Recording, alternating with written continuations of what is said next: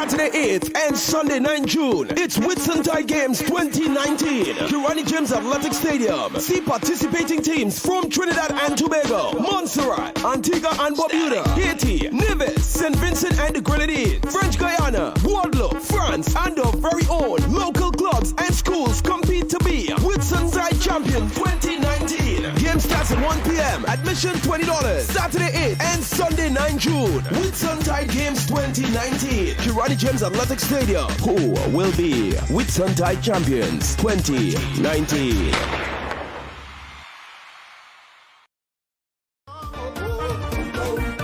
I really love it.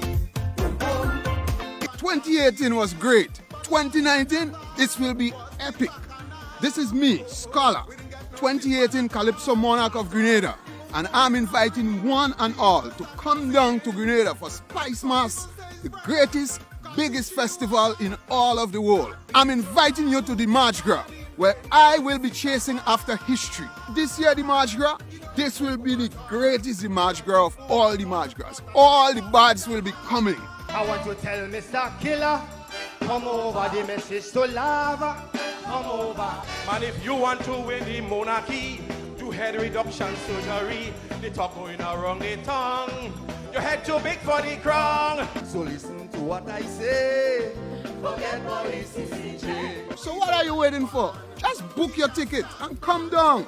Last carnival was real bacchanal, and this year going to be the mother of all. The boom boom going to ring, artists going to sing. Pam pam. Big up for Simon. It's coming, the new family of EC Polymer Notes. What is different about these notes? The feel. Polymer notes are made from a thin plastic film which makes the notes feel smoother than the paper notes. The orientation. The notes have a portrait orientation.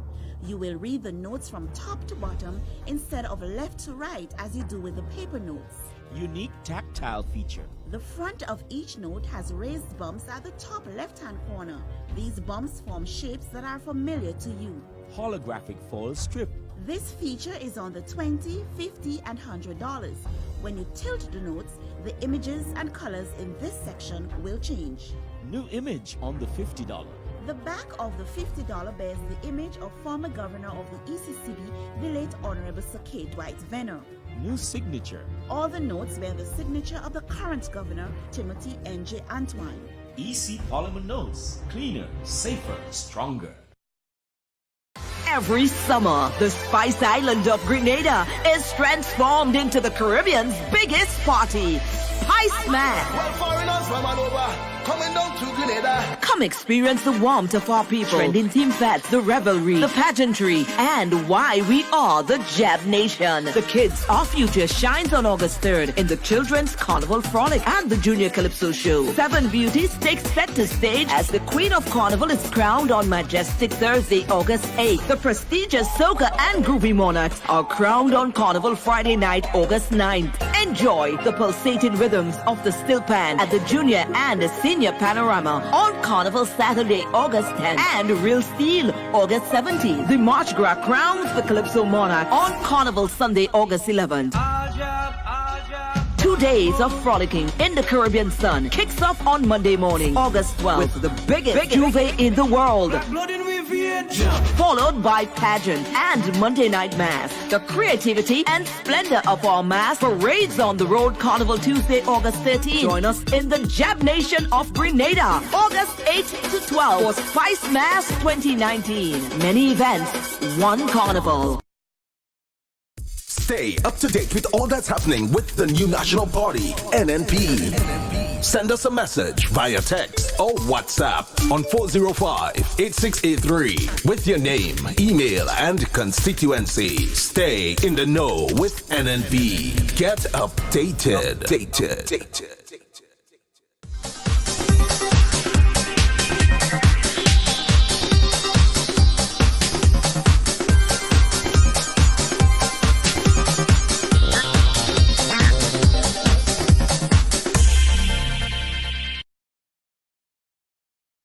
For each sector of the population, and in today's program, we will outline some of these.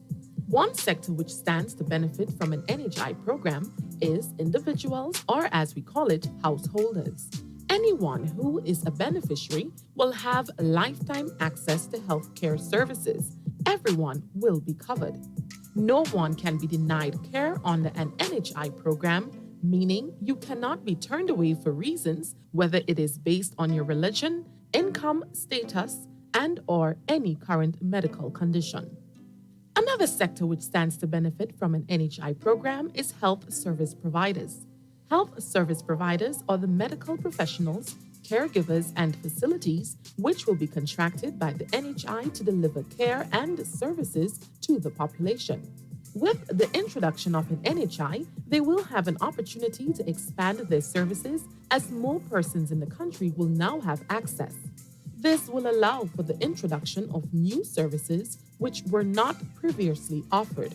Under the NHI program, these health service providers will also be assured prompt payment of claims. Business or employers will also realize benefits from the introduction of the National Health Insurance Program. With increased access to preventative care service, this sector will notice healthier workforce with fewer requests for sick leave. This will ultimately lead to an overall increase in productivity on the job. An increase in productivity and output will undoubtedly result in an increase in revenue over time. On a national level, the introduction of an NHI program in Grenada will lead to significant improvements in the overall healthcare system. So with individuals and householders having better access to care, increased workforce productivity, and an overall improvement in the healthcare system, our people will be healthier and live longer lives, which is what an NHI program truly seeks to do. We hope this short production gave you a better insight into the role of a national health insurance program. For more information, contact the Secretariat on telephone number 439-6447 or email us at info@nhigrenada.org. You can also look us up on Facebook, National Health Insurance Secretariat Grenada. Don't forget to like our page. Look out for our next production as we continue to enlighten you on what a national health insurance program is all about. I am Abigail McIntyre saying thank you for listening and do join us again next time.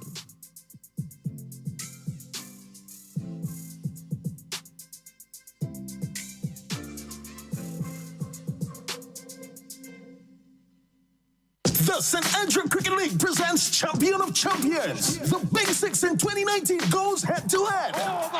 Beginning Sunday, June 16th and continues every Sunday from 11:30 a.m. at the following venues: Pearls Playing Field, Moncton Playing Field, and Hermitage Playing Field, with the semi-finals and finals being played at Pearls. Come see the likes of Devon Smith from Revival Stars out of Hermitage, Sherman Lewis from Moncton, and the Sentinel Brothers from Munich, just to name a few. So on Sunday, June 16th, the Big Six kicks off, and the grand final coming soon with over $35,000 in prizes. Don't miss the weekly cricket action.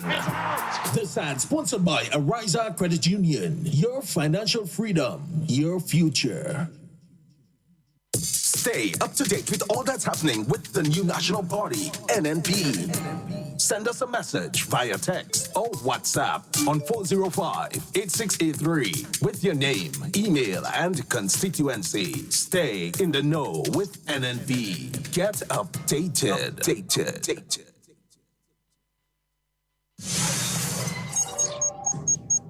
You're listening to Hard Talk Grenada via www.hardtalkgrenada.com.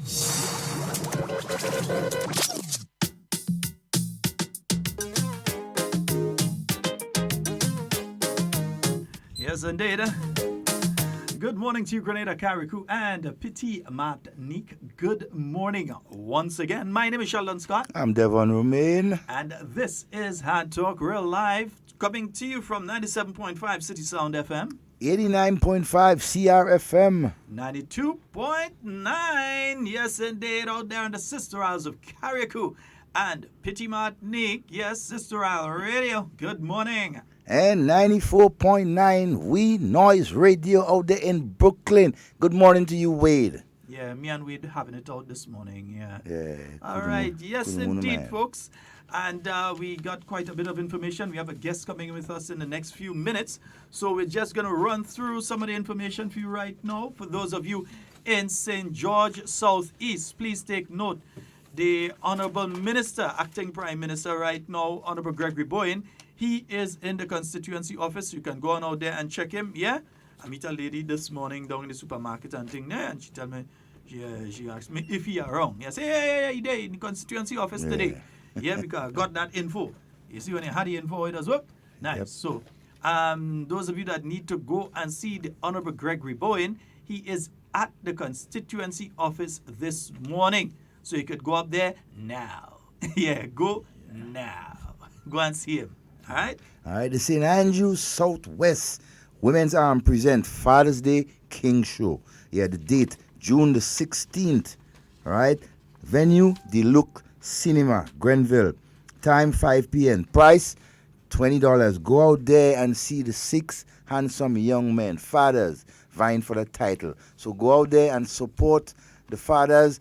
All those of you in the surrounding areas, entire St. Andrews, go out at the Luke Cinema, right, on the 16th, Father's Day King Show. And going back to St.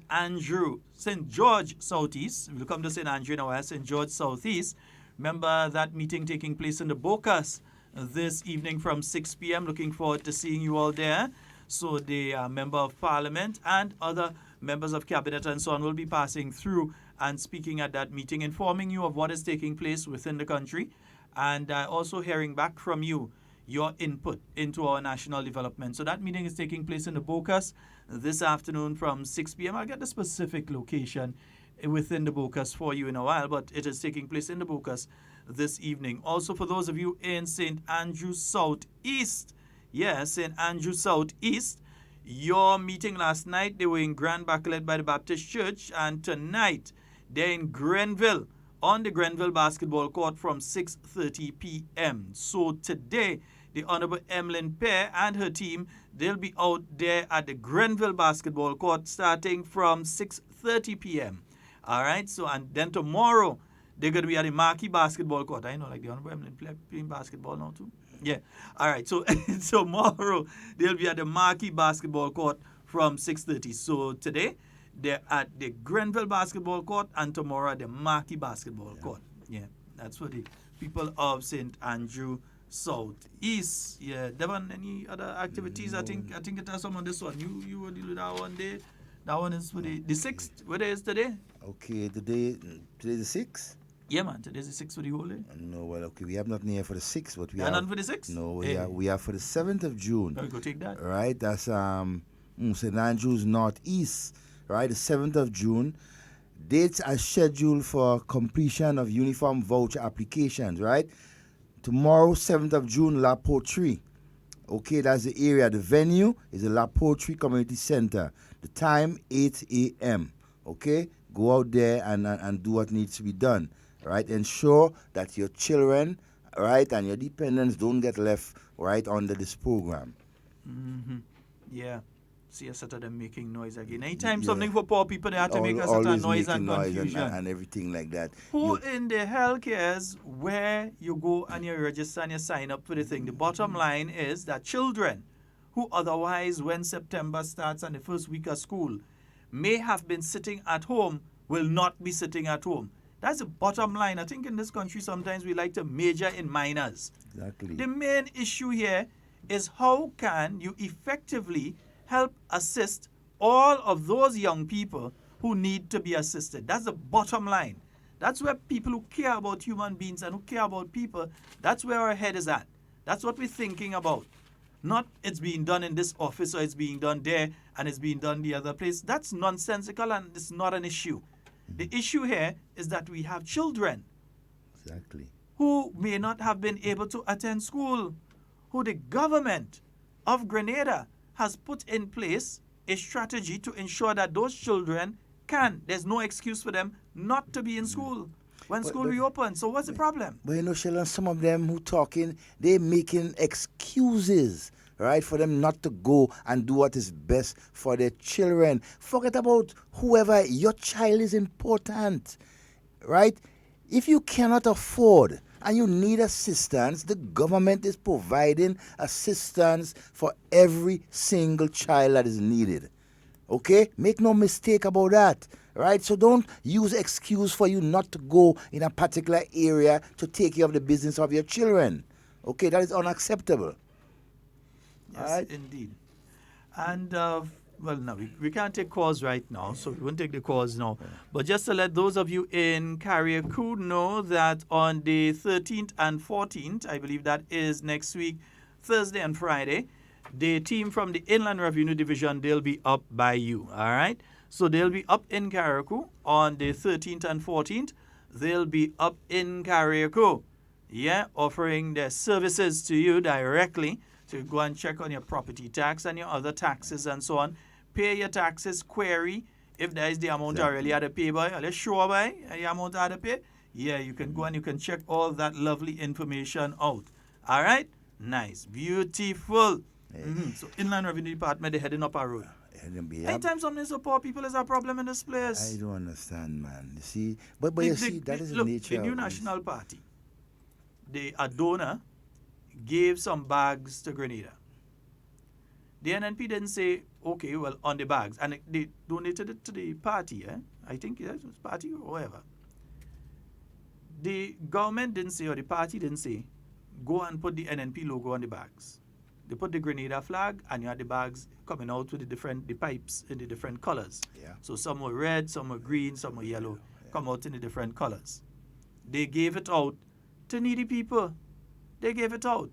And them bags shrunk because see a lot of people have it around still. A lot of construction workers are the tools and so. But they take the bag from the children. They take the bag from the children. So them bag and them. You seen it right? If you're in town right now, I'm sure you seen one of them bag passing through. One? At least. Yeah. I mean, and to give those bags to children became a problem. It became a problem. It became an issue. Why government giving back? You see, a lot of these people who call in the radio program and making these statements, they don't have children. Yeah, a lot of them. They don't have, or they have, but they never know what it's like to struggle, to have to buy the uniform, to have to buy the accessories, to have to get the books together. They don't know what it's like to go through all of those kind of sufferation to send a child to school on a morning. Yeah. They don't know what it's like. And so they call the radio and they run them out anytime the government do a program to help poor people children. I have no problem with that. And they're doing that to discourage people from going to get the help for their children. And we must never allow that. Don't let nobody think for you. Let me calm down. Yeah, you know we go take it for our next time. We'll take a break. We'll take a break. We're taking a short break. We'll be right. We can find the hyping us up on this program. Saturday 8th and Sunday 9 June. It's Whitsuntide Games 2019. Carriacou James Athletic Stadium. See participating teams from Trinidad and Tobago, Montserrat, Antigua and Barbuda, Haiti, Nevis, St. Vincent and the Grenadines, French Guiana, Guadeloupe, France, and our very own local clubs and schools compete to be Whitsuntide Champion 2019. Game starts at 1 p.m. Admission $20. Saturday 8th and Sunday 9 June. Whitsuntide Games 2019. Carriacou James Athletic Stadium. Who will be Whitsuntide Champions 2019? It's coming. The new family of EC Polymer Notes. What is different about these notes? The feel. Polymer notes are made from a thin plastic film which makes the notes feel smoother than the paper notes. The orientation. The notes have a portrait orientation. You will read the notes from top to bottom instead of left to right as you do with the paper notes. Unique tactile feature. The front of each note has raised bumps at the top left-hand corner. These bumps form shapes that are familiar to you. Holographic foil strip. This feature is on the $20, $50, and $100. When you tilt the notes, the images and colors in this section will change. New image on the $50. The back of the $50 bears the image of former governor of the ECCB, the late Honorable Sir K. Dwight Venner. New signature. All the notes bear the signature of the current governor, Timothy N.J. Antwine. EC Polymer Notes. Cleaner, safer, stronger. Stay up to date with all that's happening with the new national party, NNP. Send us a message via text or WhatsApp on 405-8683 with your name, email, and constituency. Stay in the know with NNP. Get updated.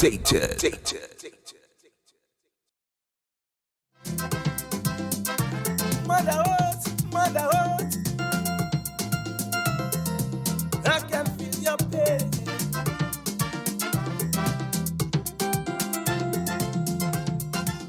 We change religion, seek education on a mission. Searching to find the answer. Money can resolve the problems because the world needs love. Peace and love holds the answer. Every time we heading back to the port. Yes, indeed. we have in studio with us the Honorable Pamela Moses, Member of Parliament for St. Patrick East. Yes, and the first lady ever to be the Member of Parliament. So you create history. That's right. There's a new title there. Yeah, when you write in history books and things, you have to make sure and put that one in. Yeah. And the first lady that beat a prime minister. No.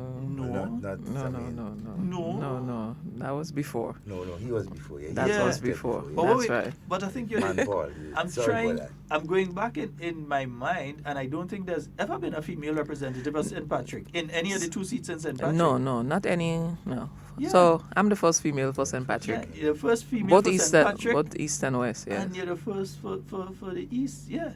Yeah, that's so right. That's history. Yeah. So Devon, we could tap yourself on it, but we interviewing people and things who make historical first, you know. How has it been going since elections 2013? We know before that you started working. Since elections 2013, how has it been going in St. Patrick East? Well, it's been going quite good actually. There's quite a bit that has started, quite a bit that has to continue, and there's more plans to come, that I can say for a fact, you know. But in the last year, there's been a few main achievements, and a couple of them that we are quite proud of, you know. So I just want to say good morning to everyone out there, particularly, you know, the people of St. Patrick East and all of St. Patrick, and of course, all of Grenada, Carriacou, and Petit Martinique. Everyone listening, good morning. Let's look at some of the areas in specific now. Agriculture, I know, is a big thing for people in St. Patrick East. I know if I go up in Roselle right now, I'll find out to say Roselle a lot. Because it's like another home for me. Half the people down in their lands. So true. It's a farming area. Later in the day you pass, you'll see some guy pass with a bucket. Yeah, you're seasoning pepper. Or the passing with some okra or some sort of thing. Yes. How are things going in relation to agriculture in that constituency? Well, as you correctly said, it is, you know, it's what people in St. Patrick East do. You know, a great percentage of the people depend on farming. We are blessed with great lands. You know, the lands are quite fertile, particularly that of Chambeau and under Peter, and, you know, there's parts in the back of River Sally, Montrose, Hermitage. Great lands, Liver too, you know, there's quite a bit of farming taking place there. And, you know, being from a farming background myself, I always like to get involved. I can't help it. So I'm always close with the farmers, you know. And just last Thursday, we had a workshop at the Rose Hill Community Center for the Chambeau farmers. It was on climate smart agriculture, and also how to work in groups, you know. It was quite a good workshop, and I just want to encourage the other farmers to come back next week. We plan to have one next Wednesday, although it's not totally confirmed, at 4:30 in the evening, because we want to promote farming, you know, and we have been doing a big project down in Chambeau on a 5-acre plot of land that government would have surveyed, and we have 2 greenhouses there, and I want to boast that the greenhouses were built by 10 youths and 2 adults with supervision of someone from Honduras who was the expert. So he would have passed on that skill, to 10 youths in St. Patrick East constituency. And I just want to let the people know that these 10 youths and the 2 adults, they're capable and they're ready and they're there and they're willing to help other farmers, build up greenhouses. So the greenhouse is not a mystery no more for farmers. It is the way, to farm for the future, the issues with climate change, no rain or too much rain when it does come, farmers have to really, mitigate against that. And the best way to do so is to erect greenhouses on your farm. And I'm just so proud of those young guys, Yes. I'm always proud of my people in the area. Yeah, man. Yes. That's our housing brigade anyway. I diverted the housing brigade and I make them build greenhouse instead, and they did really well. So they also built the 2 that's in Maribo right now, Maribo propagating station. Wow. There's 2 huge greenhouses there.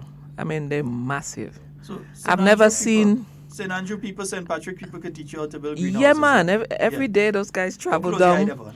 They travel down and they build the greenhouses there as well. And that is to produce citrus. So that, because you know about the citrus greening disease and all of those things. So agriculture, this project, both projects was sponsored by JCCP and UNDP, the Japanese Caribbean Climate Change Project. Yeah, so the Shambo project, though, it's a broader project. You have the greenhouses out there, but that's one aspect. Tell us a little bit about the Shambo project in particular. I've been hearing about Shambo for a long time. That's true. It's been, August would make 3 years since we've been working on Shambo's project. And it does involve bringing water to Shambo, which is a really dry area. It's extremely dry. And, there's a little pond flowing through Shambo, but the farmers that have pumps, if 3 farmers set up, a little hole or a little pond within the stream, by the time the water reaches a little, maybe halfway down, it's all finished, and so there's always conflict for the water in that stream in the dry season. And so the purpose of the project really is to address that, reduce the conflict, of course, and to give them additional water.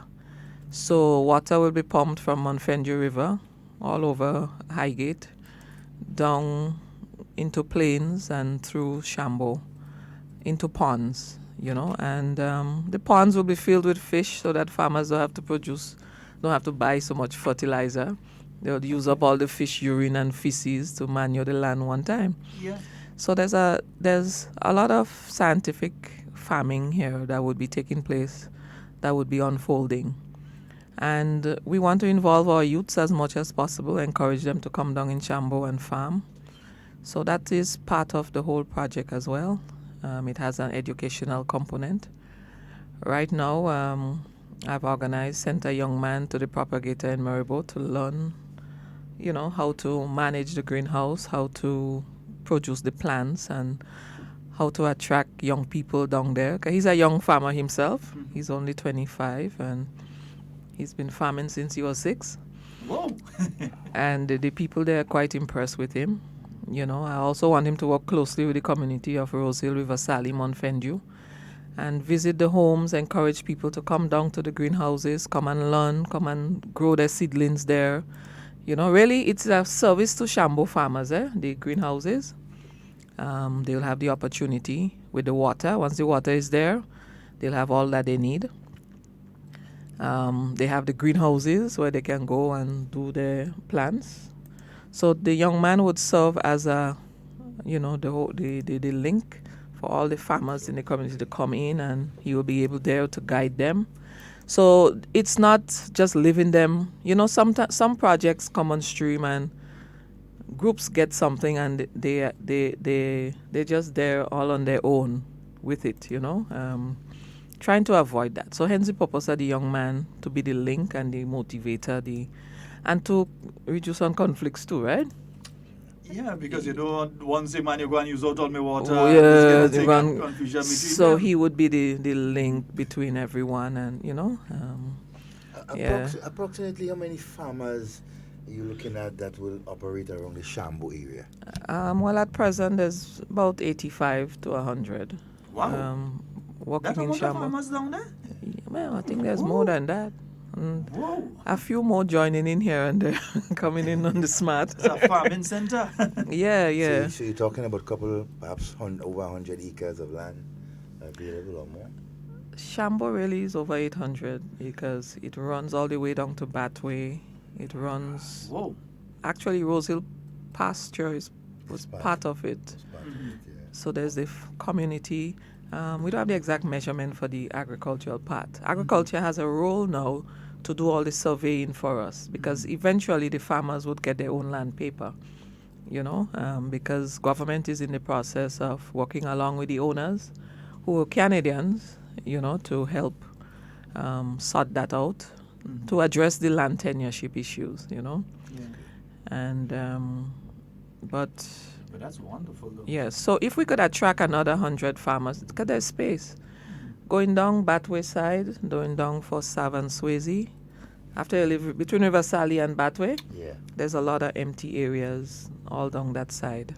Definitely. And so if we could attract another 100, so you're looking and at, I'm looking at persons single from mothers too, eh? Just persons around the immediate area that you're looking for, River Sally. I might consider you after everybody else. I consider you so early. I like that. St. Patrick people she's that's looking after all you. That's a true parliamentary representative. Yeah. She's looking after all you. Yeah. So we have that project going on. I know there was talk before of an initiative to get some of the farmers together to form cooperatives and so. Is that moving on? I think I heard that from the Ministry of Cooperatives that they wanted to get some of the farmers and to start producing things like pepper sauce and so on in the constituency.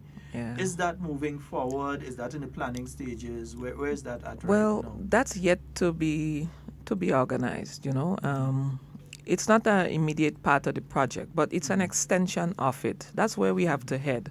Like, for example, Shambo farmers, they produce a lot of green pigeon peas, lots of sorrel. Wow, I mean, there is so much potential there. When you have an abundance of green peas, you just take it and you freeze it, and you don't taste the same. But there's a way to do green peas that can preserve it, and it can taste, as close as the fresh green peas as possible. There's ways to do it. I'm seeing dried sorrel coming all the way from Egypt. I see Caribbean Delights did some the other day, and, some came from Jamaica. And, there is so much potential. And I didn't mention the single mothers.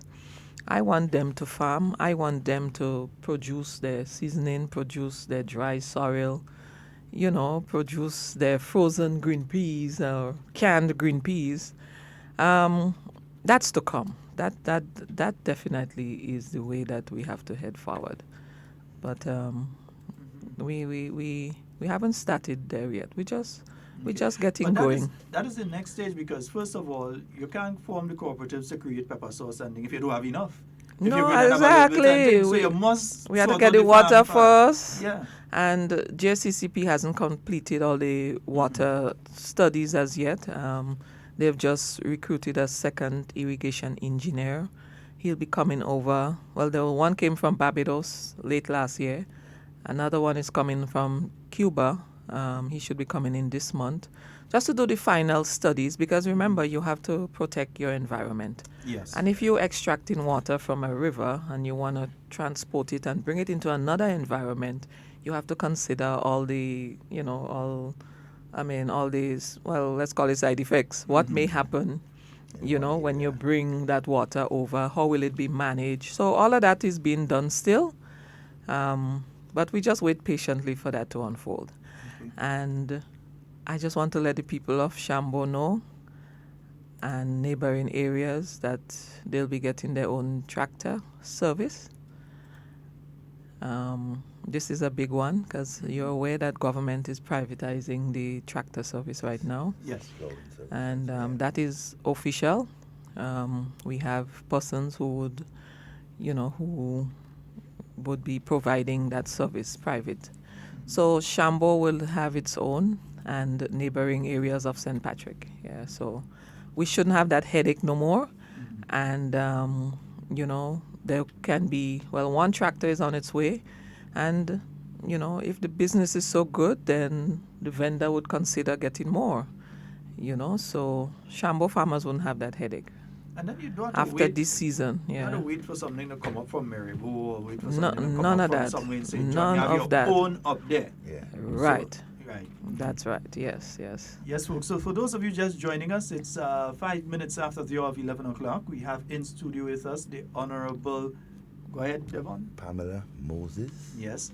And you're the minister within the Ministry of Education with special responsibility for tertiary education. Mm-hmm. And in fact, I say that her ministry is one of the most important ministries, if not the most important. And we will explain later why. But we're still on the constituency for now. Right. We've been speaking about the farming aspect and so on. But I realize I've been following a lot of what you've been doing in the constituency. And I've been seeing a lot of focus on making sure that you reach out in each and every village and street and household and so, whether it's solar light, whether it's material. Yeah. And let me tell you something, you could never have enough material in Grenada. Oh my. Because once one person see 2 sheet apply and a piece of 4x4 drop, they want their share too. Yeah. So you could never do, you will always have complaints coming in relation to that. You just have to try and do as much as possible. How has that been going so far? The housing aspects of things for the people of River Sally and Lavera, Rose Hill, Montrose, same Shambo as well. Montfendio, Hermitage. How has it been going? Yeah, well, that is one of the greatest challenges and the greatest need within the community, housing. And I mean, I want to thank this government for all what's been done. It's quite a lot that's been done. For example, when persons get their housing material, we have the same brigade that did the greenhouses. They go around and they repair the homes for them, and that's done. That can be done within a couple of weeks because we have divided our group into 2. So if, let's say, 4 persons in a community, get material this week, at least 2 can be completed by the end of that week, and the team that we've selected, remember, they build greenhouse, eh? Yeah. I mean, nobody in Grenada built greenhouse so far, really, per se, And the team is working really well, and they're working quickly, and we're very proud of that. And the challenge, of course, is when the money runs out that was budgeted. And I just tell the people, I said, hey, your government is working for you. We want to do more. We're a developing country. We're getting there. We're making strides. We will eventually be able to attend to all of you, but it can't happen overnight. It will take time. So every year we use the resources that we're given. We try to be as objective as possible based on needs and stuff. But there's always a challenge. There's always, this one get and I didn't get, and so they just have to understand that there's a certain amount of money that is budgeted, and when it's finished, there is really little that we can do, except, we get some more money again. So supplementals coming up. We don't ever get some more again, but we look forward to that. And so as it is right now, let's say the average person, they're there in Hermitage and they get their material. If they're unable to utilize it themselves, if they're unable to take it and do what they have to do themselves, you have a team of persons that go there and would either if it's a roof, if it's an additional room, everything, bathroom and toilet or something, yes. They assist with that. Yes, that's part of the government service to the people through the Ministry of Social Development and Housing. Each constituency has a work brigade, and all persons who receive materials through the government housing house repair program are eligible for that assistance. Minister, I want to shift a little bit as part of your constituency, Livera. Over the years, there have been some developments there, but in particular, the whole question of the facilities for visitors and so what has been done so far to enhance, the whole question of Livera Battery, because that falls directly. Yeah, that's right. Livera Beach and Livera, most beautiful part of the island. I must always say that. There's something special up there.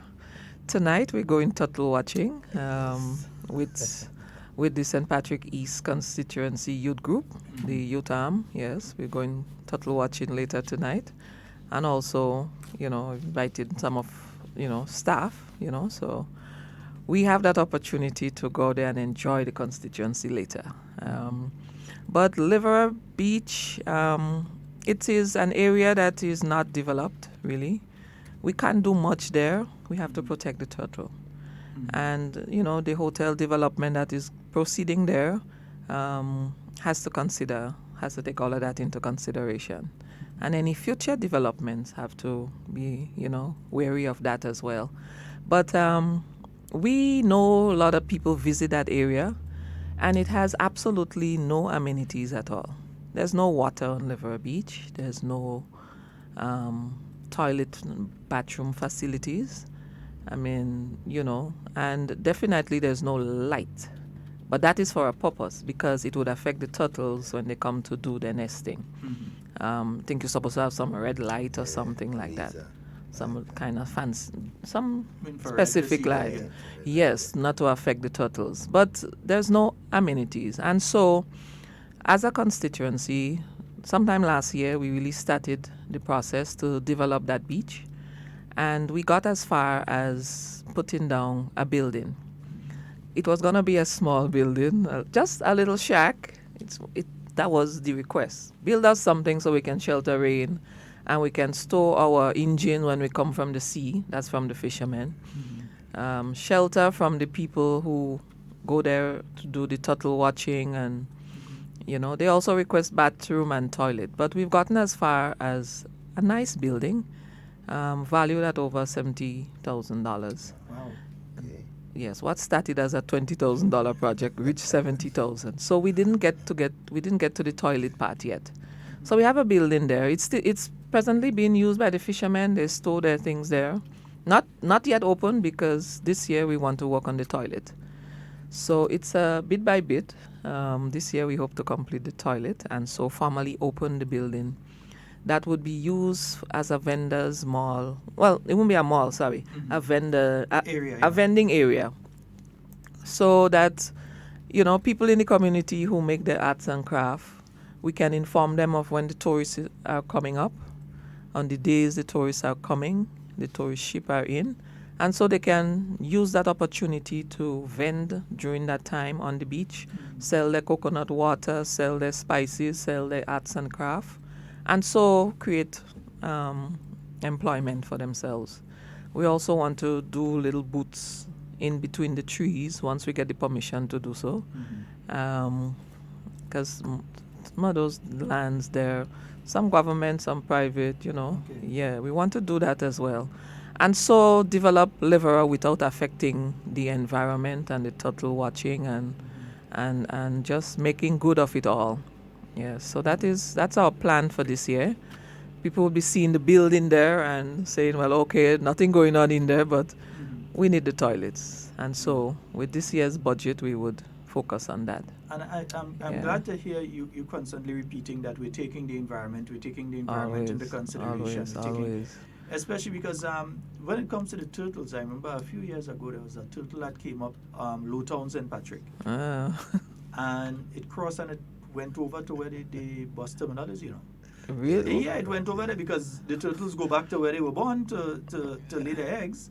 And apparently that's where this one was born. So it crossed the road and it went over there. Oh, okay. That was before the development. No, when after the development took place, it came up and it went across the road. It may have been born before a long time. Yeah. Before the development. A long time. Yes. This one had to be a very old one. A very old turtle very to old make that turtle. mistake. Because it actually crossed the road, which means the road wasn't there when that turtle was born. Exactly. Yes. It crossed the road Yes. and it went over. And these things, don't say the GPS working better than anything man could create. Yeah, they're And perfect. it went over there. So you have to be so very careful Yeah. when you're doing the development. So I'm glad to see that you are taking a serious look at, yes, we need to put in basic amenities there for visitors. Develop it as a site. But we can't do it in a way that affects the environment, Not and at affects all. the turtle watching, affects the watershed, affects Not at all. anything. Because the toilet that we're going to be putting, the septic tank would be plastic. So then we'd have to get a truck to come empty it. Because you have to take all of that into consideration as well. Right, yes. And, just the extent in which we consider our environment. When the sargassum first came to Grenada and it affected the whole eastern coast, the northern coast was, of course, affected as well. And, the method that was used was machinery, to clear out the seaweed at first. And knowing that we have to protect our turtles and protect a fine beach like Batway, and now Breakwater Beach, and Liverer Beach, of course, with the turtles, we opted to do manual clearing of the seaweed. And I want to say that's the best decision St. Patrick East could have ever made, because manual clearing of seaweed has just been adopted by government as the best practice. So I want to just thank all the people out there who came out. All the wardens, they were working at the time. They led the way, the environmental wardens. We invited Imanis, we invited the Empower Youths, we invited staff, workers, everybody went out and cleaned seaweed, And really, because of that, our environment has been maintained. The seaweed come up every couple weeks or so, and so the process continues. So St. Patrick East has always used manual clearing of seaweed, and it's we're very happy about that. And we involve all the young people too and say, listen, you see how you have to care for your country and protect the place? And they say, And then, they had fun. And we call them from time to time. Oh, yeah, very, very, very successful venture. Yeah, I saw some of the before and after, and the before is like you can't see sand, all you're seeing is seaweed. And people asking, well, afterwards, just clean. When will they finish? But bit by bit, because it was clean. Bit by bit, and they dig into the sand and uproot the seaweed, so there's no smell on any of our main beaches, because of that. And the Ministry of Agriculture, Climate Resilience have now put teams on the different eastern side and St. David's area, and they're now doing it manually.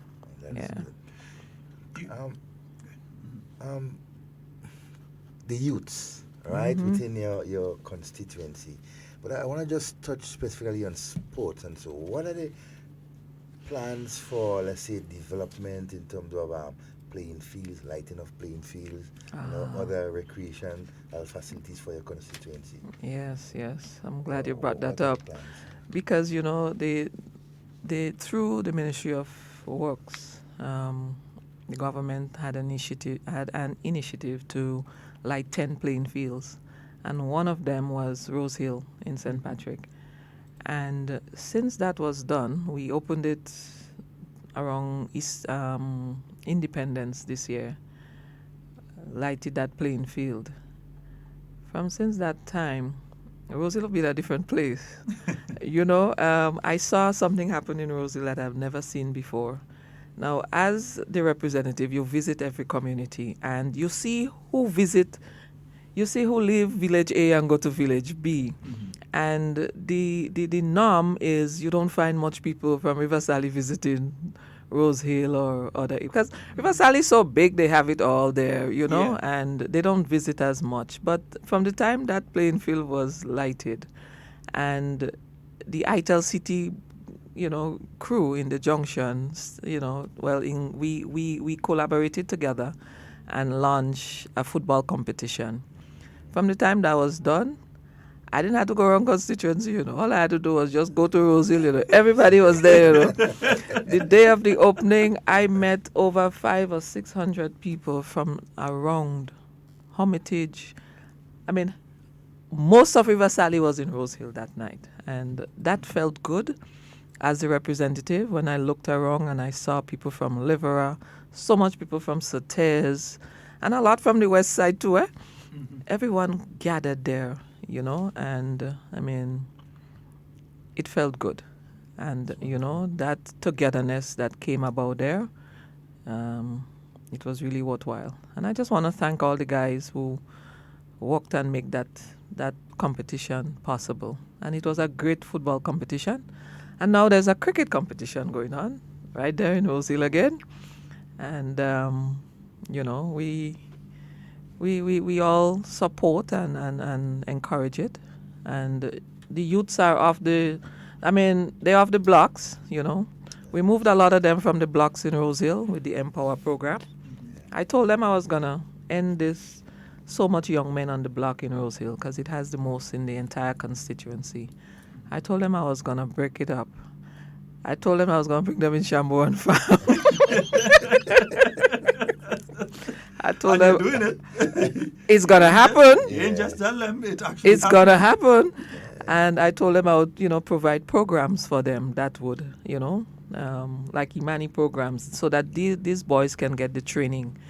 And during that same time, Prime Minister said, well, put together a program for them young men, you know, all around the community. And that's how Empower really started. And so I want to say that Rose Hill Block is almost empty, eh?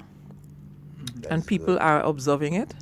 The amount of young men who used to be just idle all day long, smoking and drinking and getting into a lot of trouble with the law, they out and about doing something. And I met with them about 2 weeks ago. I had a wonderful day with them young men. It was going to be a full day, you know, but I had to come downtown to a meeting.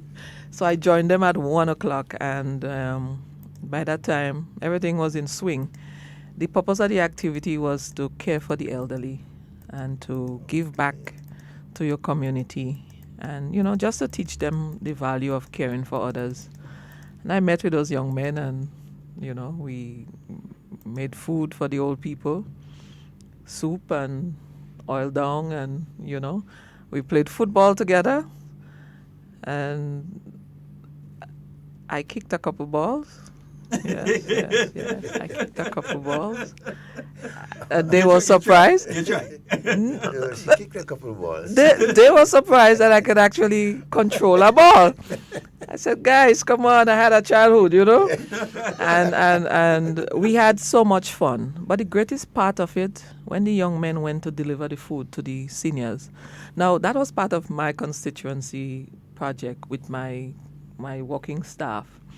And I said, well, the working staff already know how to care for the seniors. So we raise funds because we don't have an official program in my constituency for elderly. Mm-hmm. So we raising funds, and when we got to the point where we can actually do something, I said, well, folks, I don't think, you know, I want to do that with them young men and let them understand that you have to do these things for seniors and make them people feel important and valued.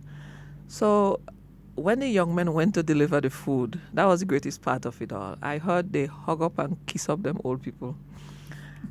I said, guys, I heard all you did extra, because I couldn't go with them all, because we served over 40 persons in that community that day. Because the bulk of the guys from Rose Hill, we chose to do Rose Hill one time. So I just want to let River Sally and Livera know we're coming your way soon. You know, and the young men, they felt good. They felt so good.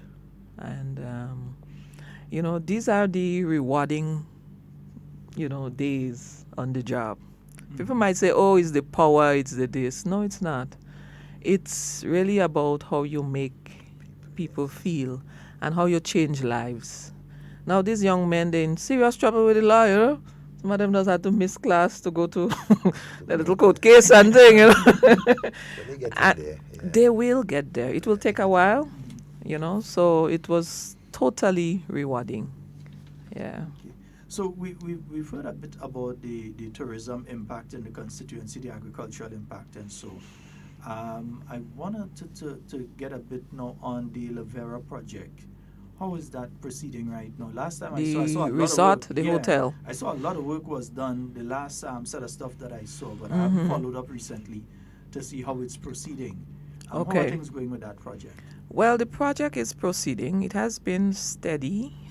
They've had about 40 plus workers, about 40, 45 workers steady over the last year or two. Could be 2 years now. Okay. But unfortunately, the actual structures, they have not completed as yet, you know. They are waiting their roof. I think it comes from some special roof, you know, eco-friendly roof, I think. And especially something, in but area like there was but exposed. It's going slowly, but it is progressing, and has provided some employment for persons. And the 40 workers include persons who are working on the landscape as well, because they're planting certain trees and, you know, doing all the, you know, they have been doing that. So it's construction work and also agricultural work that is happening there. But unfortunately, it's been quite slow, and because other, you know, the people complain a bit, you know. They are awaiting some completion so that they can get some jobs, you know. I mean, I can't blame them, right? Yeah. Yes, they really want. They want something to happen. And yes. Because one of the issues that we've been having, and I myself have seen it, I know you have seen it, and is that when you're heading up on the West Coast on a night time, and you meet these people that are in the black and white because they came out from the hotel belt working. Yes. And it's 10, 11 o'clock in the night, and you meet them walking along trying to get, where are you going? I'm going to Shantimel. Where are you going? I'm going to Hermitage. Where are you going? I'm going to Sates. And walking home on trying the way. Trying to get home because they try. And if there's something that's in Lavera, at least these same people may be able to get the jobs there because they're close by. Exactly. They're already trained because they've gone through this operation. They're trained, they know the job, and they can do it close to home. They don't have to try to move down into St. George and try to pay a rent to try and survive. They can stay up in St. Patrick. Yeah. That would be the best thing. Yeah. With that said, I wouldn't mind if there's a Ministry of Education test too. Save me coming to town. No one knows how hard it is to travel down the western side every day. It is. And I have a little travel issue. I always get nauseous when anytime I enter a vehicle to come long distance, I get nauseous. So every day I face that. You know, and I don't have the luxury of moving to the city, you know. But these people face challenges, and it's a heavy challenge. To leave St. Patrick and come walk in the hotel belt, or to come to construction down here every day. Yeah. They have to, to get down here for 7, you got to leave home by 4:35 in the morning. Yes. And you can't come down without your lunch because it's hard to purchase food every day based on the salary and, so if there's when that hotel gets going, we trust that it would happen. It's been quite slow, as I did say before. That's what the people want. The people want, they want what's going on in the south of the island to be happening up there. Yeah. I want it too. I wish I didn't have to come to town every day, and when they travel down, they lose a lot. You lose a lot of hours, Because from here, I have to go up to a funeral. I have no time to eat. I can't eat when I'm traveling up because I'm nauseous. I have to use the time to travel, and then when do I get to eat? In the morning, you have to leave much earlier, and when this person's salary is just basic. Now, we also have a challenge with our Imani trainees. Sometimes they find it difficult to travel to St. George's to do their training because, of course, the bulk of the stipend goes into, transportation. So there has been the government has considered that and has given a traveling allowance to those in the lower income bracket, those who make $700 or less. So all of these things that are necessary, and so if we have more hotels up north, life would be greater for the people. We would be more productive, because when you have to lose all these hours to travel. And money. Because of course, there's the cost. So much more money you can. $250 as opposed to having to spend. What's the price? Seven. Sometimes 10. To get from Sautez to St. George's, if you're going on the western side, it may cost you about $6. But if you're traveling from River Sally, and you have to take a few buses, yes. So you have to take about 2 or 3 buses. Some people take 3 buses. And you have to get down to the south. Yeah, when you have to get down to the south. And at the end of a hard day walk, you have to do that and go back up again. Yes. It's not easy. It is a challenge. It is a challenge, yes. Let me ask, in that context, Minister, is consideration being given, is at least a discussion taking place in relation to how a scheduled transportation system, and notice I'm being very careful how I speak here, I'm not saying a government run, but at least discussions in relation to a scheduled transportation system on the West Coast at least, but we know the East Coast needs it as well, for people that are working and work late hours in town. Yeah. Because even for the businesses in the south of the island, it's a negative for them, because you have staff that must leave by a certain time because the last bus is heading up from St. George to where they must leave by a certain time. Is consideration being given at the constituency level, at the cabinet level, at any other level in relation to our transportation system? A lot of discussion has been held, and of course, there's a new department in the Ministry of Works, department dealing with transportation.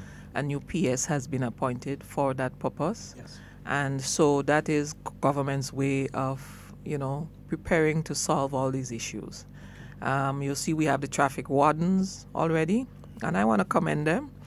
I want to tell them, don't aim to be traffic wardens. You have to step up, get into the force, and let new ones step in, because they have been doing well. I really want to commend them and commend the Ministry of Works and the minister there and the team. And so that has already unfolded and is in place. And so the next that has to be done is to work along with the bus association and to put a proper structure in place so that the people can get service. And there's also an issue with the call centers. They don't always transport the young people all the way back home. There may be some form of night transportation. I know there's a few up by me that get brought back home, but there's some parts of the island where don't, and not all the call centers that really do it. And so it is hindering the ability of people in my constituency and my parish from accessing the jobs down here. So, and of course we know the young people, that's another thing too, A lot of young people don't like the idea of night work, and we have to change their minds about that. They have to understand that what is available is what you have to take. It helps you in the long run. It makes you more productive. That's how you're going to be a better success in life. They shy away from it. And when they tell me that, I said, well, when would you like to work? And where would you like to work? In the end, I had to tell them, well, they can't work in their backyard. And you can't have free access to go to every session when you're a working person. You have to make sacrifice, and that's all part of being mature and being responsible. So we have to educate our young people, and they have to understand that that is what is available, that is work, it gets you paid, you have to grab it.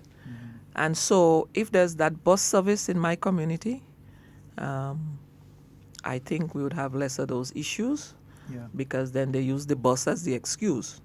So when there's no excuse, then you have to take what is available, because so we look forward to that one unfolding, and really, because there's too much challenges, especially females going home at nights. It's really too much. That's the one I was coming on. There are a lot of females that find themselves in some compromising positions, situations because of that. or not only in the coming up, but sometimes because they really can't take that chance with coming up. They find themselves having to stay with someone in town and then still find themselves in a situation again. So we want to avoid both of them, that they, okay, well, I can't go up, so I have to find somebody, latch on to somebody to stay down in town, or that I have to fight it and hope that I could reach home going up on the West Coast. I mean, we're not like some other countries. They will get home. But there are, the deviants out there. We have so much to be thankful for. Yeah. And I guess that's too would be where all the low-income housing would come in handy. Mm-hmm. And we have to thank the Chinese government for what they're doing here in Grenada. There's quite a number of them going on. There's one that's almost, halfway there in St. Patrick. It's in the villa. And we have 70 units there coming. But we know that there's some in the south as well. Yes. Well, no, St. David's. St. David's has one, and then there's one just started in Boucherjou. Yeah. So all this low-income housing would help people from the outer parishes who want to come in and stay in St. George's when necessary. Minister, we don't want them leave. We want them stay. St. Patrick's people want to stay in St. Patrick's. But if they're working late nights and it's difficult to go back home, it is. Some people eventually want to stay down or need to. Mm-hmm. Minister, I want to ask you about a particular project in St. Patrick's. That's the center that was repaired and developed to do furniture making and so in Montreach, I think.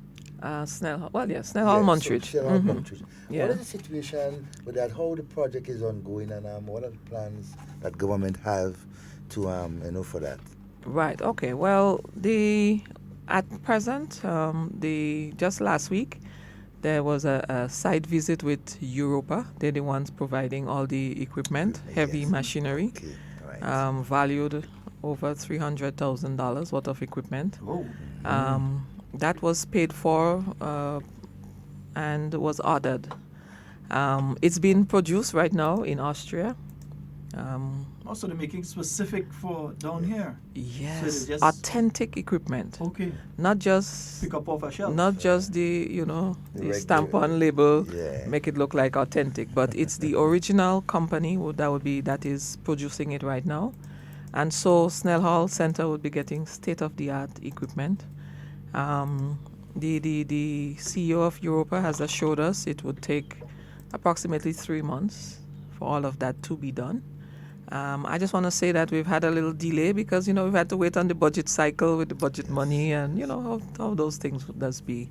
And so we were now able to pay for everything and order everything. So he made a site visit just to see the space and to discuss with us how the machinery would get into the building. And we would have to secure a crane, bobcat, and a lot of other heavy machinery to outfit the building with the machines when they get here. So the Snell Hall building would be up and running for September. We have everything else in place. We're just waiting on the machinery, basically. And I just want to thank the Skills Development Board who've been working along, and a young lady called Miss George. I want to thank her tremendously. She's a really good worker, and she has really done a lot to help make this happen, because people don't understand all that it takes to put a project together. I've been working on Shambo for 3 years, and we're just in phase 1. But you're making sure that you get it right, and that's the thing. And you have to get it. That's what happened with Snell Hall. Right. Yeah. A lot of people are asking, well, nothing is happening. But myself and Miss George, we've been working, and the Skills Development Board, everyone been meeting and discussing. And I just want to say that when you take your time to get it done, sometimes you save money too. Because listen to this. The building was already repaired. It was purchased by government from Mr. McLeish, and a lot of repairs were done, upgraded, but the all was not taken into consideration. So we now have a second phase of repair to be done. So in this second phase, we have to redo all the 3-phase electricity. We have to outfit the toilets now to make sure we have to cater for females. Females were not catered for. So all of that has to be done right now. People. Right. We have to ensure that there's areas for computers and a lot of other little things have to be done. So we're taking our time about this, and it was really good too. A lot of site visits were made with different experts in different fields at the ministry. You know, they've been working along with us, the TVET and CVQ team from the ministry, and I really thank them as well. And the good thing about it, on our third visit, when we discovered that it would cost us another $100,000 to get the building ready for the equipment and to start, after $600,000 was spent already to purchase the building and repair it, we have to spend another $100,000. And I'm always unhappy about going to the Minister of Finance and say, look, we need a lot more money. Always unhappy. So on our third visit, I said, you know, I mean, how can we save all that money? Do we have to do X, Y, Z? And I just started scratching off this off the list. I said, no, this is not critical to get us started. Let us see where we could cut. And one of the officers, Mr. Grant at the ministry, he came up with the suggestion. Instead of spending $30,000 or $40,000 to redo the entire building and all the three-phase electricity, because rats would have eaten up everything. We have to do everything over. Why not let the electronic teachers in their workshop in July come here to do this? And then all we would have to do is provide the materials. Excellent idea. I said, man, why didn't you say that before and save me all the stress? So one time there we acted on that. But even greater news, through the GIP project, it's a project at the Ministry of Education that is funded by the CDB. I learned yesterday that we can now get all the materials paid for. So there is a $30,000, $40,000 that has now been wiped off our expense budget. Exactly. Man, it feels good. So, I just want to thank Mr. Grant for that idea. So the electronic teachers from around the island, including Carriacou, they will be having their workshop at the Snell Hall building, where government will be producing furnitures for schools and reduce our import bill. It make no sense importing all this furniture and a wooden chair and table is ecologically friendly. Yeah, than all this plastic furniture, all this iron furniture that has been coming into the school system. So what will be going on in Snell Hall from September, once our equipment and everything gets here, it would be for the benefit, not just save the Ministry of Education money, and by extension save government a lot of money, but it would be ecologically friendly, and we have to protect our environment. We can't function right now as a country without taking that into consideration. Let me ask, so it will be providing those equipment, and so let's say Silver Sands decides that they want a particular suite of chairs and tables and so made. Okay, yes. Can they apply to them and say, listen, we want 200 in these chairs, and we want these tables done and so on? Might it be an extension of that project that they'll be able to get that done? Yes, well, eventually, yes. That is our aim. Of course, we'll secure all the furniture for the schools. We also want to do for ministry, for government offices as well, and ensure that we can, produce all of that. So hence the reason why we have the computer programs, and there's a software program where you can design all these fancy equipment. And so we'll be starting off with some computers and a very expensive program that would allow, imagine the program costs, one program for the computer in woodwork costs more than the computer and the monitor and I would definitely believe that. Yeah, it does end up these costs. Well, when I saw that, I did question, and I said, could you go and double check and get me 3 other quotations? I said, Miss George Packing, I said, no way. We're not buying a program that costs more than the equipment. It does cost more than it. So our vision is to create a center that would be able to produce such furniture. I tell you that we will outfit it. It is being outfitted with every safety gear. The safety gears and the additional little things alone were like $60,000-$70,000. You know, important. for a group of 16 trainees. So we'll be training young people there too. And remember, we cater for females, eh?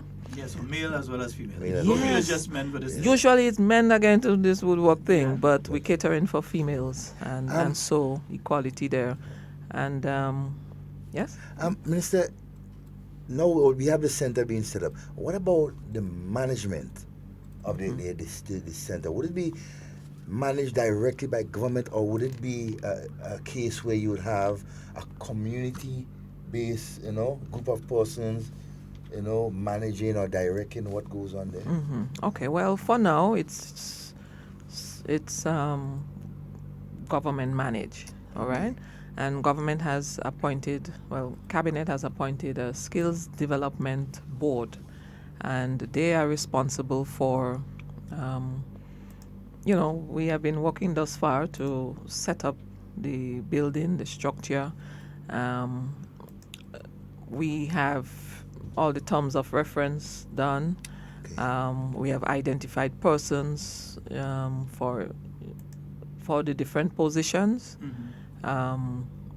for managing, for like the executive manager, the production manager, because you need a production manager, you need an overall manager, you need some permanent production workers, and then you also need to have your secretary, and then you have the trainees who will be getting their CVQ through the NTA program as well in furniture making. So we have all that structures in place, and so during the next month or so we'll be doing all the interviews and all those things. And in the end of it all, after government would have set up this building, it's running efficiently, we hope to make it into a statutory body. All right, actually that is the ultimate goal, and we have been given the mandate to do that to other areas too. So we have an area in Malmont, in St. David's, where we in the process of working along together with the Ministry of Youth in setting up our garment making center there. We are also interested in cutting the import bill of white shirts and the blue shirts that students will use to go to school. So if we make it here, just like how we make the furniture, it would save this country quite a lot of money. Yes. So that would be the next center. We already also have everything in place for that. We just had the quotations last week. The engineer would have done all the designs to outfit that building for 10 stations to produce garments. Yeah.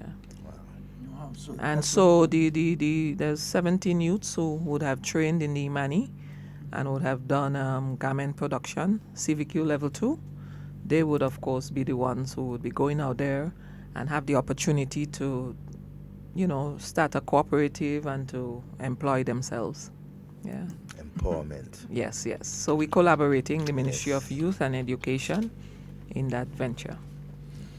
Nice, wonderful. Folks, we imagine that we ain't finished speak about the constituency yet, and with time nearly up. We already hit an hour mark. And we ain't speak minister. Minister, it look like the next day going to come and speak about no problem. We're talking constituency to and it's one of the smallest constituency in the world. It is. So many things is going on. We speak housing, we speak agriculture, we speak tourism, we speak infrastructure development. Youth empowerment, yeah. There's so much that's going on. And we have Irvin McSween out there in London. He's making sure he says hello to you. So he has sent a message to say, good morning. Make sure to tell the minister good morning. All right, my friend, good morning. So there's so much going on there. And then you all have the annual Saraka. I realize River Sali, Saraka start to get I saying correct. I keep. It was great. It was Salaka great or this Saraka? year. Saraka, I think. It was really great. Saraka. But it's getting bigger. It was really great this year. It's becoming a tourism product, eh? But you know, it's something special in that community, yeah? Mm-hmm. Yeah, it's Because all about the people, yeah. What we've been noticing now is that more and more of the tourists, and then we realize it's gotten to the stage now that you have people, loads of people that flying down now. Just for that. River Sally people and St. Patrick people that flying down to come. They come for it, yes. We have a caller on the line.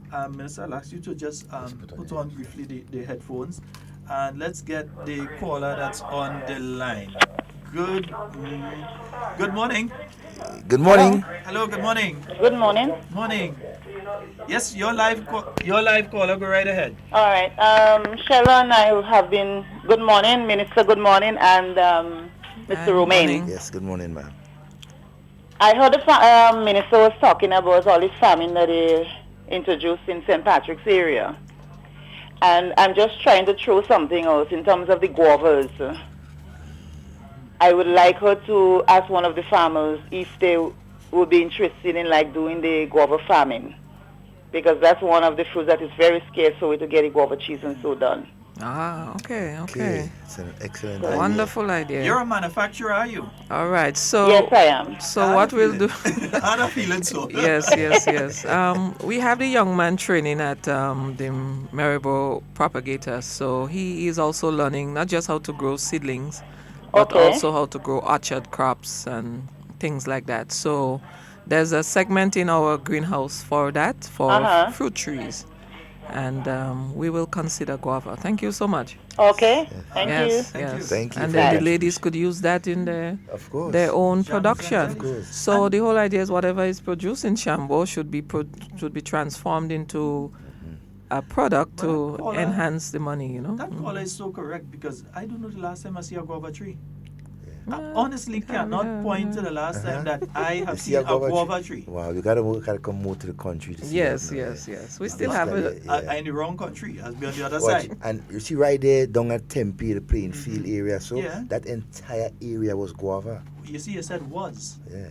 That is the thing. A lot of guava trees get cut down. Yeah, cut down for housing and that sort of thing. Yeah, you don't even get a guava tree to make a proper whip these days. Yeah, you understand. But you know what is interesting about that? The caller, she's a woman, a female, who is a producer, who's giving the idea, about getting involved in the guava production and so on. That is good, And we have a call on the overseas line. Good morning and welcome. Good morning. Morning. Brother Sheldon. Morning. Hello? Morning, we're hearing you. You go right ahead. Yeah, Scotty. Hey. Good morning. How are you? Fine. You just need to lower the volume in the background. I want to say good morning to Devon and my country girl, Pamela. Hello, morning. How are you, my dear? I am great, thank you. Who is it? I am listening to you, and I'm so impressed. Keep up your good works. Bring St. Patrick's and other St. George's. And everybody going to be standing with you. You're not going anywhere again. Bring St. Patrick's and other St. George's. All right. Okay, my dear. Thank you so much for that. You sound like you're from the neighborhood. I know. Great. Oh, Cynthia. So you all have a blessed day. Miss Cynthia, how you doing? Tell Pat hello for me. Oh, you didn't know it was me? I didn't know I just got the voice. I just got your voice. Tell Pat howdy and say hi to Scotty. All right.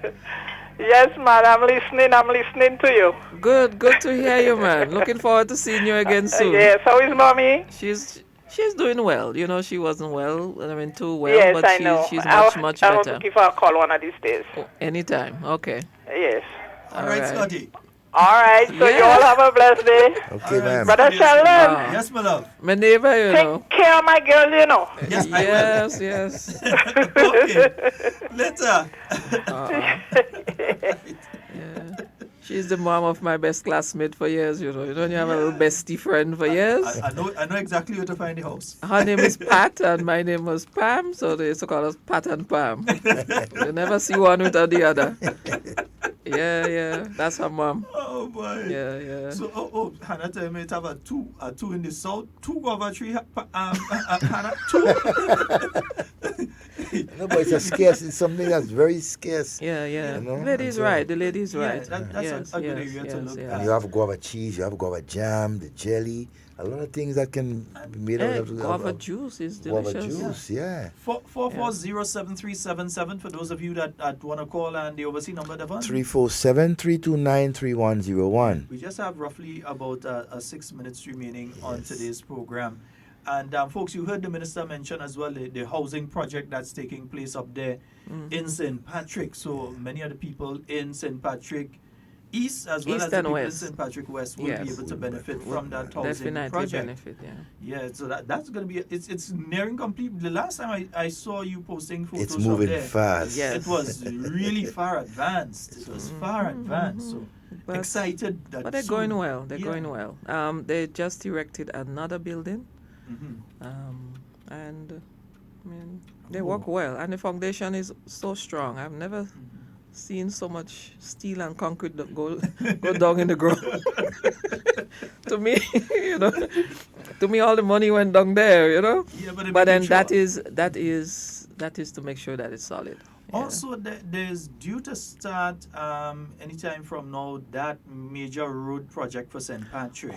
That major road project. I think it's a CCC project. It's under CCC. Yes. It's a major road project for St. Patrick. What's the latest with that project? Okay, well they'll be starting within this month. That project will be starting that soon. Everything has been cleared. The Minister of Work has indicated to us that we should start to prepare an opening ceremony. And I just want to say that the project has 2 phases, but the government has decided to focus a bit on the bridges first.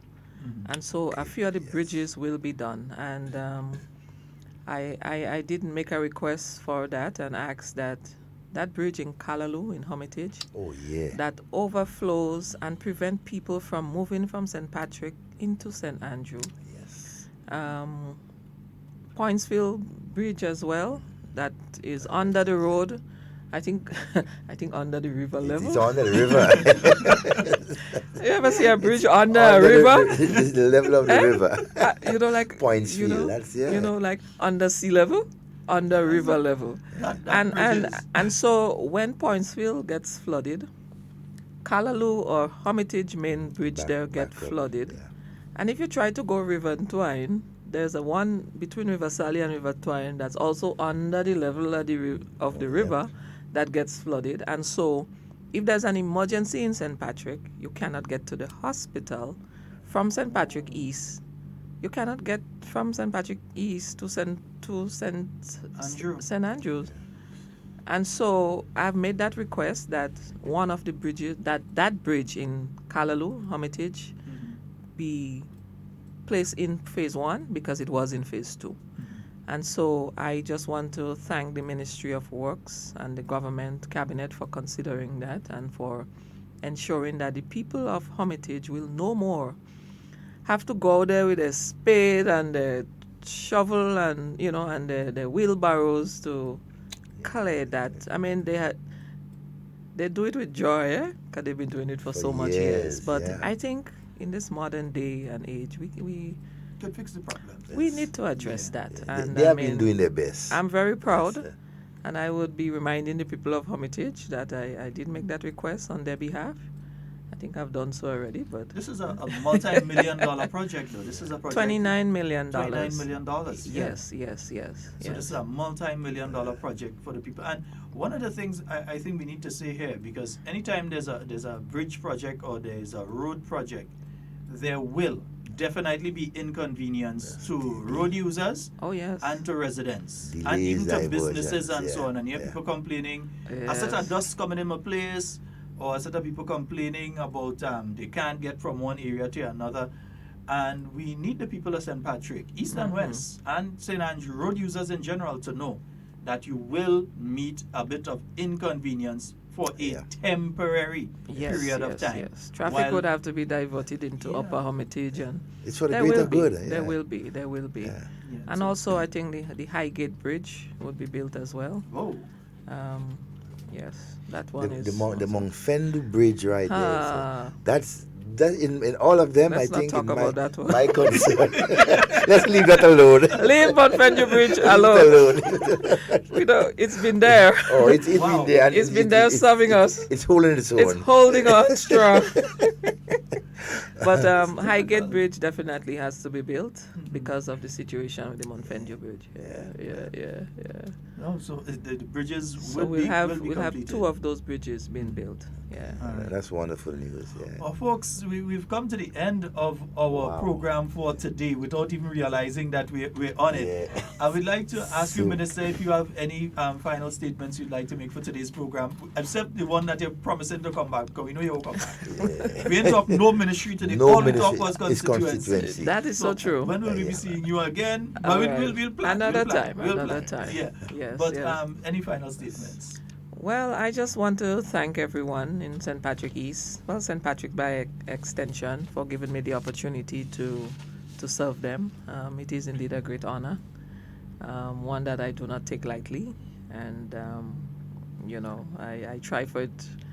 I try to ensure that I do what the people would like and what I would like to see happen, or treat them how I would like to be treated, basically. And so with that in mind, I just want to let them know that once given every opportunity, I'll continue to serve them. Minister, we'd like to thank you so very much. Folks, we have been speaking with our Honorable Minister within the Ministry of Education with special responsibility for tertiary education, which we're going to talk about next time. Constituency But even time. more important, our Member of Parliament for St. Patrick's East, who has been giving us, and she didn't even talk about all the things they're doing there yet. That's just some that she's spoken about what they've been doing in St. Patrick East, and it took over an hour. Over an hour just to speak about those things. So, folks, we'd like to thank her for being here with us. And we'd like to thank the constituency and her staff for allowing her the opportunity to come, because we know she's extremely busy. And for those of you that called, all our listeners, those of you that view online, and those of you that have been listening via the various terrestrial radio stations, we say a very gracious Grenadian good morning and thank you to each and every one of you. And in everything you say and do it safe and secure. We want to be speaking to and with you. And not about you. Love each and every one of you. We are out of here. Peace out. Stay up to date with all that's happening with the new National Party, NNP. Send us a message via text or WhatsApp on 405-8683 with your name, email, and constituency. Stay in the know with NNP. Get updated.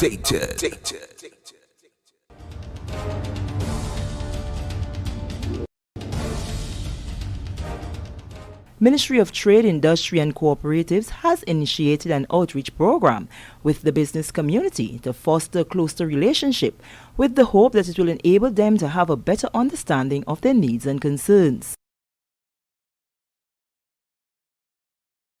The Ministry of Trade, Industry, Cooperatives and Carriacou Affairs has begun an initiative that seeks to address the concerns of the business community, the aim being to develop a more harmonious working relationship. The ministry, which is headed by Honorable Oliver Joseph, recently embarked on an outreach program with this objective in mind. The first such outreach program began with a tour of businesses at the industrial park of the frequently based Grenada Investment Development Corporation. Minister Joseph said it is the start of a process to get a feel for the needs and concerns of the business community. Businesses located in this area, to hear their concerns, to tell them what government plans are. So it's an interaction that the ministry plans starting here in this industrial park. I will be going right throughout the entire island, meeting with businesses. Is this the first of its kind? Yes, this is the first one. So we wanted to start here where you have this cluster of business because it's easy to get to them. And they are looking forward to the visit. Actually, they would like to meet with the minister and his team to discuss, any issues they have and to hear from them as well. So we start here today, and as I said, the program will take us throughout the island to meet with all businesses. Yes, well, based on this suggestion, we will develop a plan that will address some of the issues that they've raised.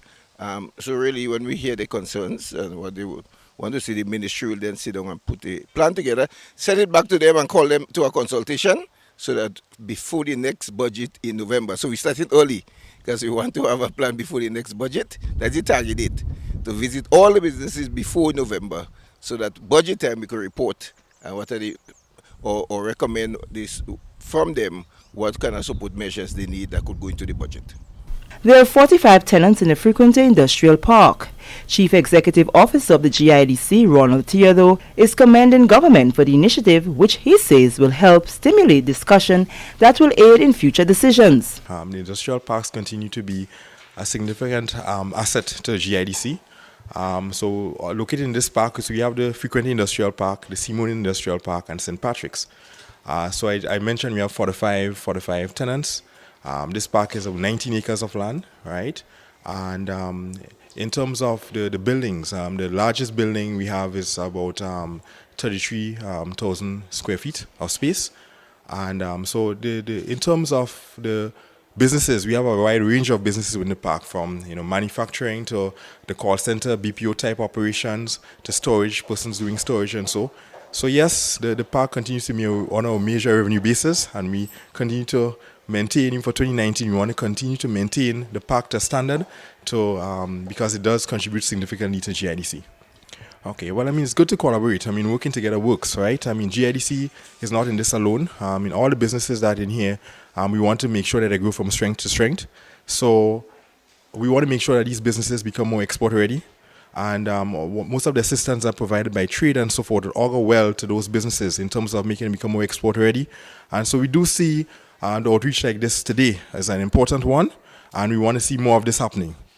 The businesses visited on the first leg of the outreach program included Spice Island Coffee, Longdon Windows, Arawak Island, St. Lou Metal, and Nabila. General Manager of Nabila, Larry Carter, says the company, which began at the Simon Industrial Park, has been based at the Frequency Industrial Park for the past 15 years, during which time the GIDC and the government gave tremendous support to its growth and development. I would like to say thanks to the Minister, Minister Joseph, for representing the government and for passing through the park, because I think this area is one of the areas that is key to the manufacturing industry.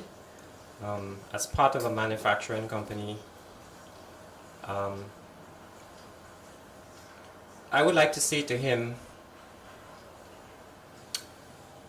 it's important for us to look at the manufacturing industry because it's a little weak at the moment, and export it should be a viable something, but at this point we cannot export. It's difficult to compete with places like Trinidad, where we purchase our raw material, and so it's quite challenging for us to compete with Trinidad and those places. But we would like to see some form of protection for our business, because the retailers are able to compete with us as a manufacturer. So in that regard, we would like to see some kind of a protection. In other words, the quantities of items coming in, maybe there should be a cap on it. So that in that regard, this is our concern. Minister Joseph used the opportunity to remind him that government is a signatory to the treaty among CARICOM states and as such cannot place restrictions. We have free trade agreement. CARICOM is total free trade. We cannot have any tariff rate quota or any quantitative restriction in CARICOM. And therefore, that is because we signed on to a treaty to allow that among CARICOM member states. Extra-regionally, the only how we could put any restriction on any product, it has to be for SPS reasons, sanitary and phytosanitary. It cannot be because of cost or price. Under the trade rules, you can't do that. So I would say, we want to see export grow, if it's difficult to get, if there is any technical barriers to your trade in the next CARICOM member state, that we could deal with. If they put in on technical barriers, we can address that. In the absence of that, it is a free trade with CARICOM. But if there is any other support that you think government could give to you to enable you to compete more in the local market, to get better market share, we're prepared to look at that, at competing locally. if anything else, we could advance to you. Another business visited was St. Lou Metal, where General Manager Andy Hostin says the improved economic climate in Grenada over the years has worked well for his business and others. Manufacture windows and doors for both quality, aluminum quality and UPVC quality. Basically, the UPVC is more for like the salted areas in Grenada. The aluminum is basically for more the inland windows to be used and stuff. So we created like from the most affordable to the most expensive windows, basically, which is quality. The response is really good because what happened, like people who want the more higher class windows in perspective of UPVC wasn't available before, but now it's available, and so instead of they import the UPVC windows, they could get it right in Grenada, which would make it much easier for them and is actually more affordable too. The relationship with your businesses and the GIDC? Well, GIDC been very, very, very supportive and very helpful in many, many ways, especially in assistance in many fields. If I go in it is a lot, but GIDC been very supportive. Based on the suggestions raised by the business owners, Minister Joseph says an assessment will be done by his team. A plan will then be developed to address their concerns, and it will be shared with the business community for review before a general consultation is held. I am Sherry Ann Noel, and that's the state of affairs.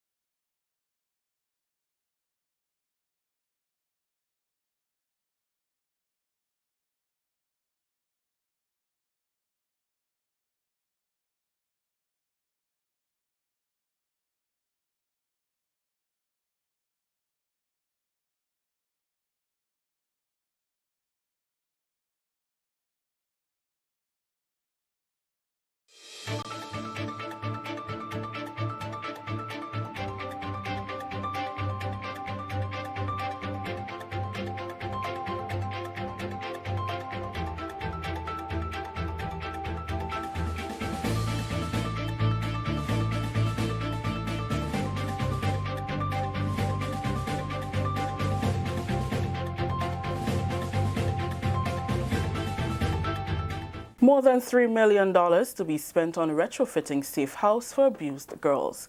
Details to this story and more in the National Report.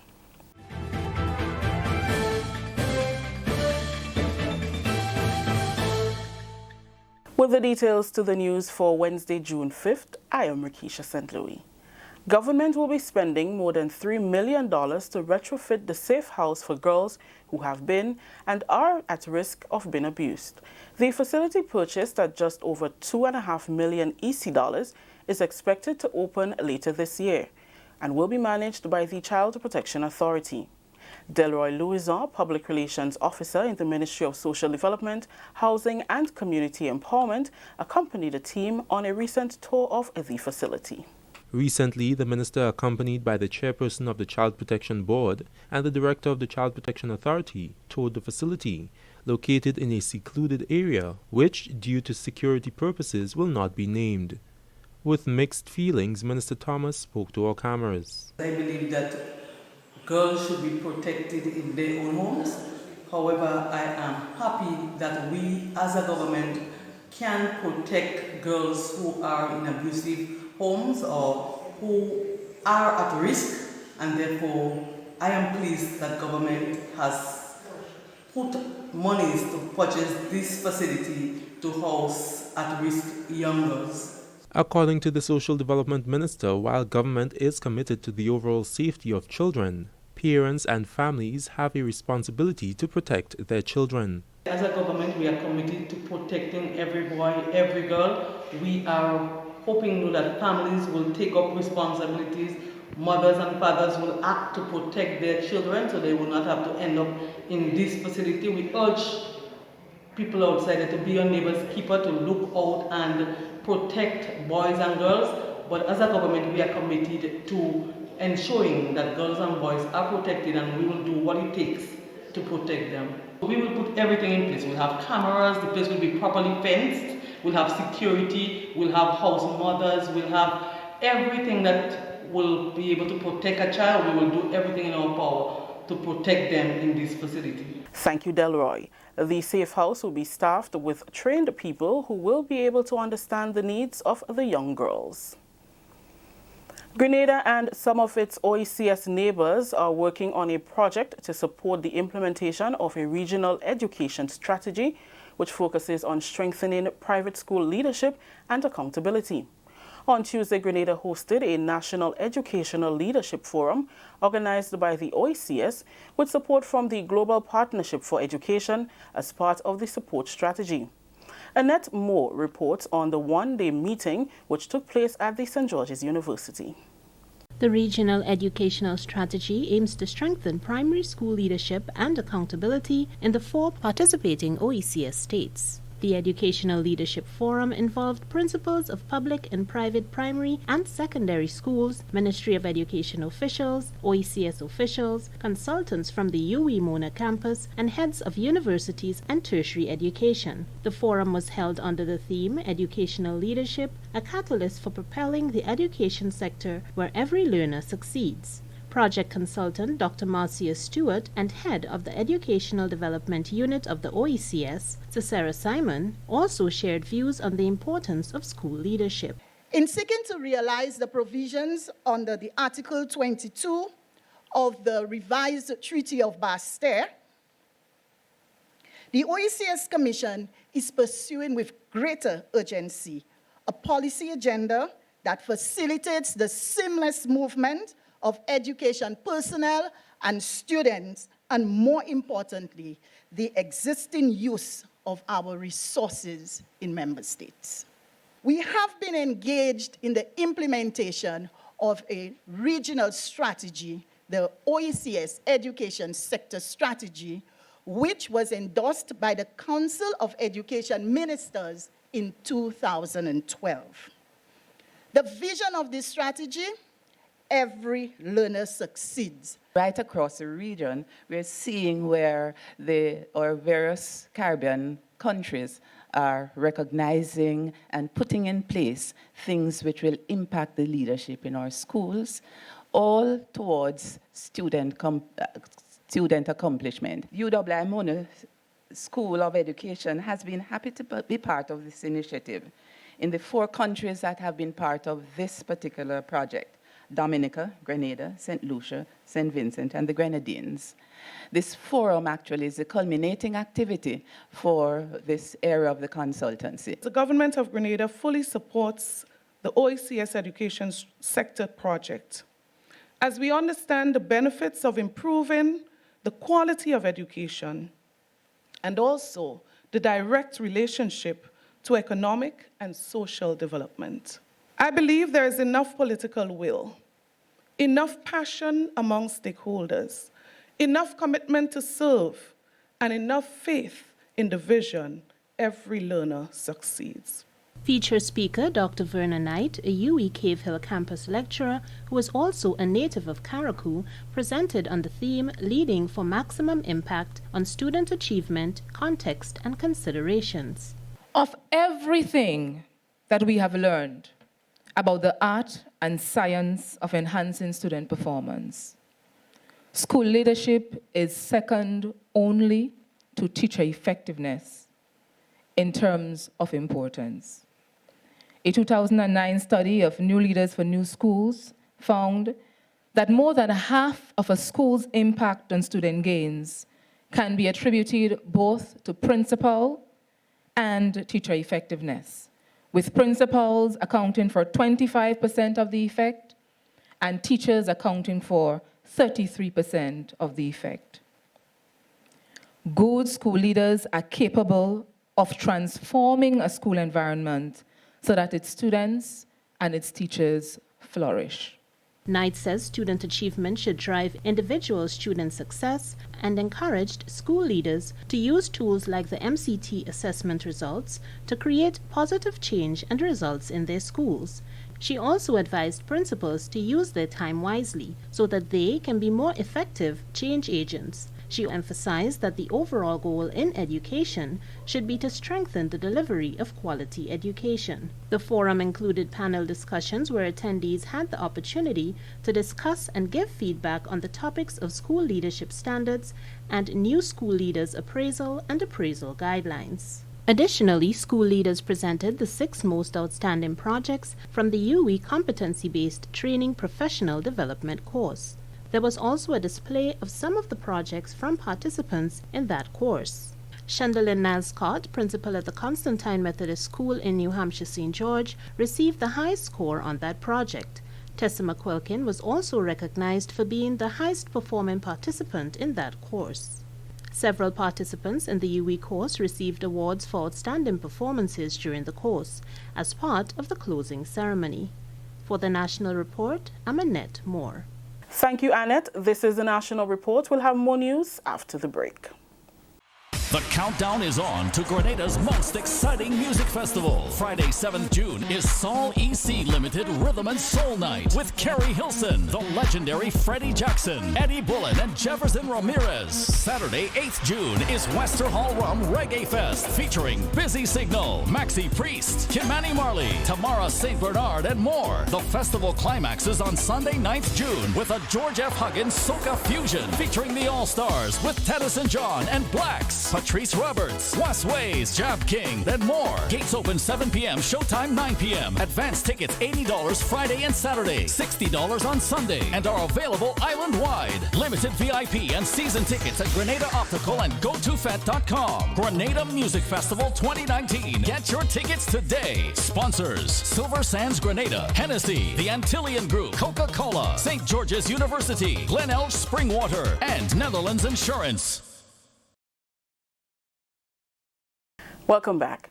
The OECS Commission has signed an agreement with Facebook Caribbean that will allow access to Facebook's disaster maps in an effort to improve emergency response for OECS member states for the 2019 hurricane season.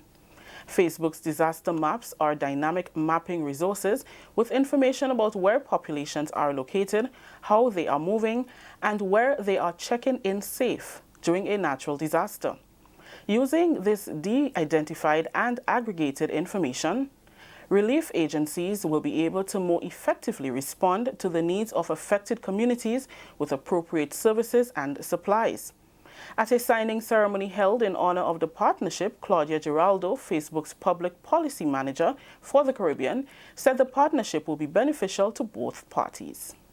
We had discussed with the OECS, and Facebook has been looking closely at all the efforts that the OECS is doing in terms of disaster relief on preparedness. And we thought it would be great if they gain access to the disaster maps tool. The OECS has signed our licensing agreement, which enables them to have visibility on this tool to be able to better address disasters in the region. Dr. Didicus Jules, Director General of the OECS Commission, says the agreement signed with Facebook gives them a working partnership that significantly boosts the social media outreach of the OECS. It would also give us access to some of the analytics and data that are available through their platform. For example, with Signature today, we immediately have access to disaster maps for the OECS member states. This is going to be shared with the national disaster agencies and all of the OECS member states, and will be an invaluable tool in any disaster response that needs to take place in the event of a hurricane. That story just ended the National Report for today, Wednesday, June 5th. Let's recap the top story. More than $3 million to be spent on retrofitting safe house for abused girls. On behalf of everyone here at the Government Information Service who made this newscast possible, I am Rakisha St. Louis saying thank you for joining us. Until next time.